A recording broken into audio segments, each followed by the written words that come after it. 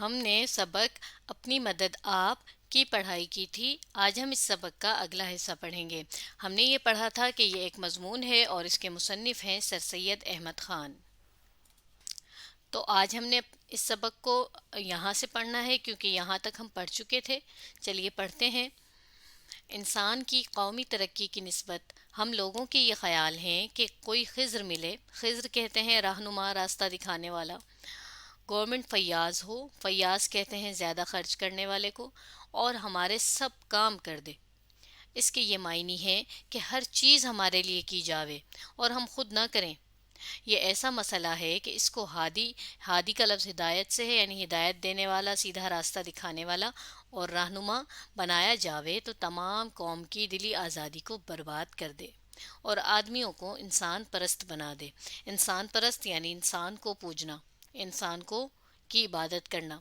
حقیقت میں ایسا ہونا قوت یعنی کہ طاقت کی پرستش ہے، اور اس کے نتائج انسان کو ایسا ہی حقیر بنا دیتے ہیں جیسے کہ صرف دولت کی پرستش سے انسان حقیر و ذلیل ہو جاتا ہے۔ کیا لالا اشرفی مل جو ہر روز لچھمی آپ جانتے ہیں ہندو مذہب کے ماننے والوں کے بہت سے خداؤں میں سے ایک خدا کا نام ہے، کی پوجا کرتے ہیں یعنی کہ عبادت کرتے ہیں اور بے انتہا دولت رکھتے ہیں، انسانوں میں کچھ قدر و منزلت کے لائق گنے جاتے ہیں؟ اب دیکھیں اس پیراگراف میں، اس عبارت میں سر سید یہ بات کر رہے ہیں کہ انسانوں کا کیا خیال ہے، کیا سوچ ہے اپنی ترقی سے متعلق۔ وہ یہ سوچتا ہے کہ بس اسے کوئی رہنما مل جائے، کوئی راستہ دکھانے والا مل جائے، اور حکومت اور ملک کے لیے سب کچھ، حکومت جو ہے وہ ملک کے لیے سب کچھ کرے، صحیح کھلا پیسہ خرچ کرے ہر کام پہ، اور ہمیں خود کچھ بھی نہ کرنا پڑے۔ تو پھر ایسا کرنے سے کیا ہوتا ہے؟ ایسا کرنے سے ہوتا یہ ہے کہ جو اپنی مرضی سے خود کچھ کرنے کی جو قابلیت ہوتی ہے، جو عادت ہوتی ہے، وہ انسان کی بالکل ختم ہوتی جاتی ہے، وہ پھر انسان میں بالکل نہیں رہتی۔ اور پھر یہ بتا رہے ہیں کہ جب ہم کسی کو اپنا رہنما بنا لیتے ہیں اور یہ سوچتے ہیں کہ وہی ہمارے لیے سب کچھ کرے، تو ہم اصل میں کیا کرتے ہیں کہ ہم تو ایک طرح سے اس انسان کو پوج رہے ہیں، اس کی عبادت کر رہے ہیں کہ بھئی یہی ہمارے لیے سب کچھ کرے گا، اور اس طرح سے۔ تو یہاں پوجنے، پرستش اور عبادت کا لفظ کیوں استعمال کیا جا رہا ہے؟ کیونکہ ہم کسے پوجتے ہیں، کس کی عبادت کرتے ہیں؟ خدا کو کرتے ہیں نا، کیونکہ ہمیں پتہ ہے وہی سب کچھ کرتا ہے، لیکن ذریعہ تو وہ انسان کو ہی بناتا ہے۔ تو ایک بات یہ ہے، اور پھر دوسری بات وہ یہ کہہ رہے ہیں کہ جب ہم کسی انسان کو ایسی اس قدر جو ہے بڑھا چڑھا کر لیتے ہیں، اور ہم اسے سوچتے ہیں کہ وہ یہ ہمارا سب کچھ کر رہا ہے، تو اصل میں بھی ہم اس انسان کو نہیں پوج رہے ہوتے، بلکہ ہم اس انسان سے جڑی اس کی وہ طاقت، یعنی وہ کیا طاقت ہے؟ اختیار کی طاقت، کہ وہ جو کچھ کر سکتا ہے، اس کی عبادت کر رہے ہوتے ہیں، اس کو پوج رہے ہوتے ہیں۔ اور ایسا کرنے سے ہوتا کیا ہے کہ ہم خود تو بالکل بے عزت ہو جاتے ہیں، کمتر ہو جاتے ہیں۔ اور یہ بالکل ایسے ہی ہے کہ کوئی شخص یہ سوچے کہ صرف دولت کے ہونے سے جو ہے وہ بڑا مقام و مرتبہ پالے گا، تو ایسا نہیں ہے۔ دولت کے ہونے سے کبھی بھی مقام و مرتبہ نہیں مل سکتا، جیسا کہ انہوں نے یہاں ایک مثال میں ایک شخص جس کا یہ نام ہے کی مثال دی ہے کہ ان کے پاس بہت زیادہ پیسہ ہے، لیکن کیا اس پیسہ ہونے کی وجہ سے انہیں کوئی مقام ملا ہے یا لوگ انہیں بہت زیادہ عزت دیتے ہیں؟ نہیں۔ کیوں؟ کیونکہ عزت یا مقام یا مرتبہ ملتا ہے اچھی چال چلن سے اور محنت کرنے کی عادت سے۔ چلیں آگے پڑھتے ہیں۔ بڑا سچا مسئلہ اور نہایت مضبوط، جس سے دنیا کی معزز یعنی کہ عزت والی قوموں نے عزت پائی ہے، وہ اپنی مدد آپ کرنا ہے۔ جس وقت لوگ اس کو اچھی طرح سمجھیں گے اور کام میں لاویں گے، تو پھر خضر کو ڈھونڈنا بھول جاویں گے۔ اب دیکھیں یہاں پر لفظ استعمال ہوا ہے جاویں، اور چلیں میں اسے نیلے رنگ سے کر دیتی ہوں۔ یہ دیکھیے جاویں اور یہاں پہ لاویں، اور اس سے پہلے اوپر عبارت میں ہم نے پڑھا تھا جاوے، اور یہاں پر بھی پڑھا تھا جاوے۔ تو ویسے تو ہم شروع کے حصے میں بھی یہ پڑھ چکے ہیں کہ پہلے، یعنی جس وقت کا یہ مضمون ہے اس وقت اس طرح اردو بولی بھی جاتی تھی اور لکھی بھی جاتی تھی، جاوے آوے۔ جاوے کا لفظ جانے کے معنی میں اور آوے کا لفظ آنے کے معنی میں استعمال ہوتا تھا، بولا بھی جاتا تھا، لکھا بھی جاتا تھا۔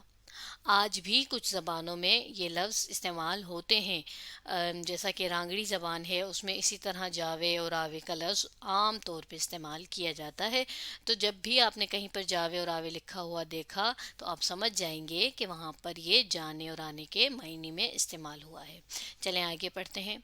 اوروں پر بھروسے اور اپنی مدد آپ، یہ دونوں اصول ایک دوسرے کے بالکل مخالف ہیں۔ پچھلا انسان کی بدیوں، بدی کی جمع ہے اور آپ جانتے ہیں برائی کو کہتے ہیں، کو برباد کرتا ہے، اور پہلا خود انسان کو۔ اب یہاں بھی ایک بات سمجھیے گا، یہاں لفظ استعمال ہوا ہے پچھلا۔ اب ہم کس لیے استعمال کرتے ہیں پچھلے کا لفظ؟ یعنی پیچھے آنے والا، جو پیچھے ہو، جو پہلے والے سے معاف کیجیے گا، جو پہلے آیا ہو۔ لیکن پہلے یہ پچھلے کا جو لفظ تھا یہ آگے آنے والے کے لیے استعمال ہوتا تھا۔ کیسے؟ اب دیکھیں آپ بول رہے ہیں پچھلا انسان کی بدیوں کو برباد کرتا ہے، یعنی بعد میں آنے والے کے لیے پچھلے کا لفظ استعمال ہوتا تھا پہلے۔ کیسے انسان کی برائیوں کو برباد کرتا ہے؟ کیا چیز؟ اپنی مدد آپ کرنا۔ اب یہاں یہ دیکھیں یہ دوسرے نمبر پر آ رہا ہے۔ کیسے؟ پہلے نمبر پر کیا آ رہا ہے؟ اوروں پر بھروسے سے، تو یہ کیا ہے؟ پہلے نمبر پر ہے اوروں پر بھروسے سے، اور اپنی مدد آپ سے۔ تو اوروں پر بھروسے سے جو ہے یہاں پر، اس کو یہ کہہ رہے ہیں پہلا، ٹھیک ہے، جسے آج بھی ہم پہلا ہی کہتے ہیں۔ لیکن اپنی مدد آپ کو اگر آج ہم کہیں گے تو ہم کیا کہیں گے؟ اور دوسرا۔ لیکن یہاں پر یہ دوسرا یا پھر بعد میں آنے والا نہیں کہا جا رہا، بلکہ اس کو کیا کہا جا رہا ہے؟ پچھلا۔ تو یہ بات بھی آپ نے یاد رکھنی ہے کہ اس طرح سے بھی پہلے استعمال ہوتا تھا۔ قومی انتظام یا عمدہ قوانین کے اجرا یعنی جاری ہونا کی خواہش بھی، یہ بھی ایک قدیمی غلط خیال ہے۔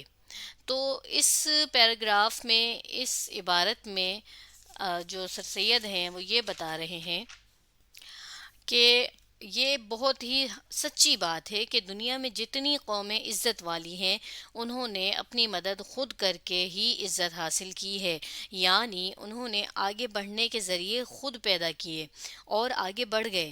جب لوگوں کو یہ بات سمجھ آ جائے گی نا، تب وہ بھی اس بات کا انتظار نہیں کریں گے کہ کوئی آئے اور ان کی مدد کرے۔ یہاں خضر کی جو بات ہوئی ہے،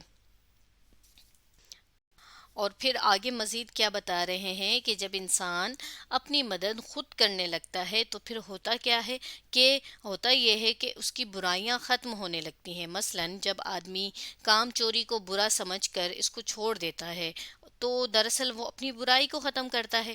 لیکن جب ہم دوسرے کی مدد ہی کو جو ہے اپنا سارا ذریعہ سمجھ لیں، بنا لیں، تو ایسے میں ہوتا یہ ہے کہ انسان اپنے آپ ہی کو ختم کرتا جاتا ہے۔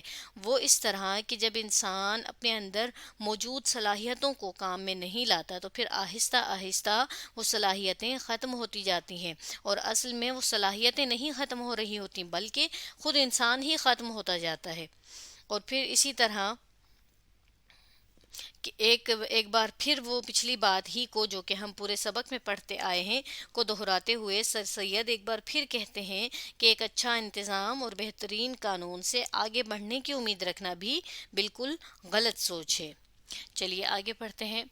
ہر روز کے تجربے سے یہ بات معلوم ہوتی ہے کہ شخصی چال چلن یعنی ایک شخص کی عادات، اس کے طور طریقے میں یہ قوت یعنی کہ طاقت ہے کہ دوسرے کی زندگی اور برتاؤ یعنی کہ رویے اور چال چلن پر نہایت یعنی بہت زیادہ قوی یعنی کہ پکے اثر پیدا کرتا ہے، اور حقیقت میں یہی ایک نہایت عمدہ عملی تعلیم ہے۔ عملی تعلیم کی جو یہاں ترکیب استعمال ہوئی ہے، تعلیم کا مطلب تو آپ جانتے ہیں سیکھنے کو کہتے ہیں، لیکن عملی تعلیم ہم کہتے ہیں ایسی تعلیم کہ جو کر کے دکھائی جائے۔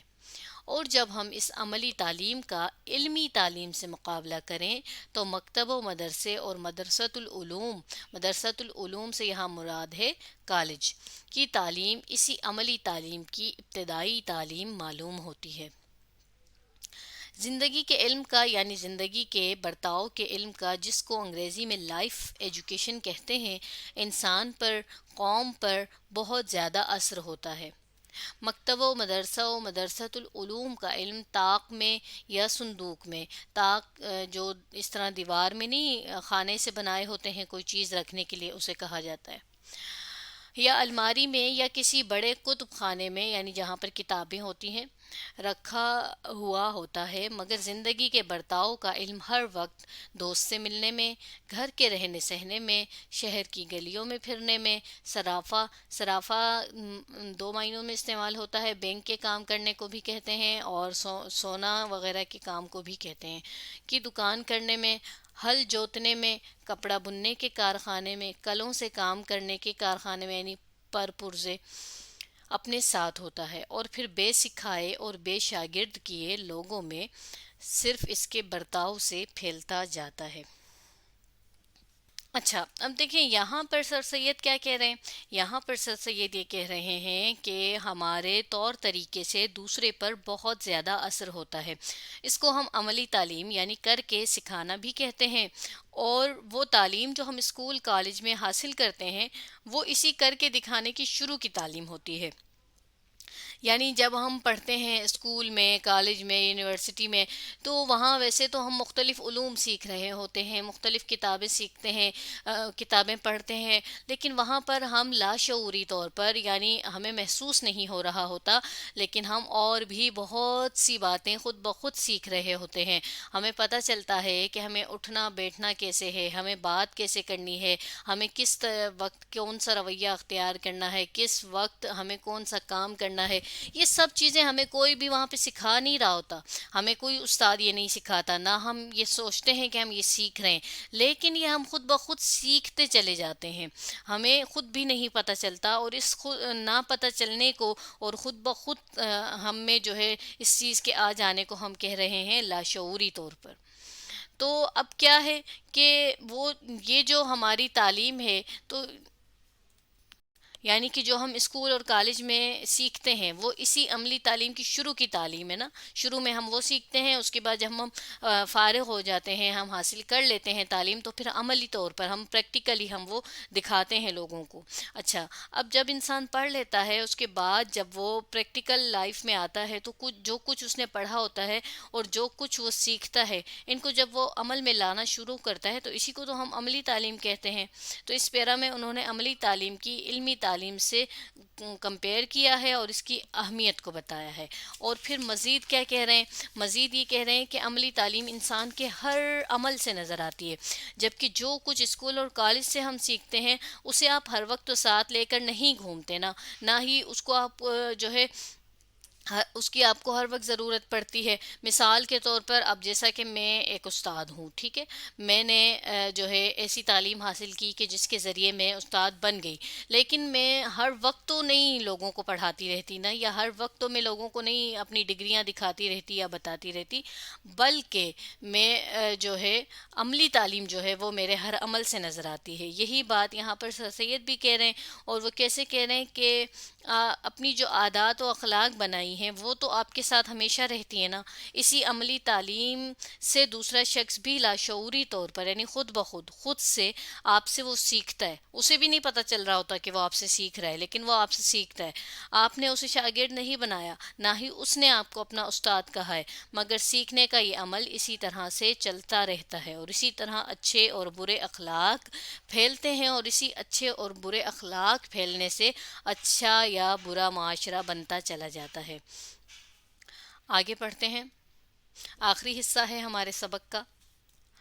یہ پچھلا علم وہ علم ہے جو انسان کو انسان بناتا ہے، اسی پچھلے علم سے عمل، چال چلن، تعلیم نفسی، نفس کشی، نفس کشی آپ جانتے ہیں اپنی ان خواہشات کو ختم کرنا، مارنا کہ جن کے بغیر بھی ہم زندگی گزار سکتے ہیں، شخصی خوبی، قومی مضبوطی، قومی عزت حاصل ہوتی ہے۔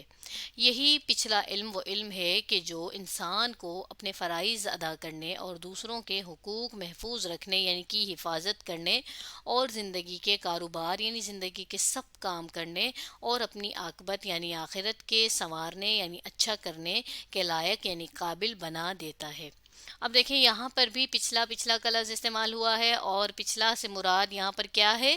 پچھلا سے مراد یہ ہے کہ عملی تعلیم۔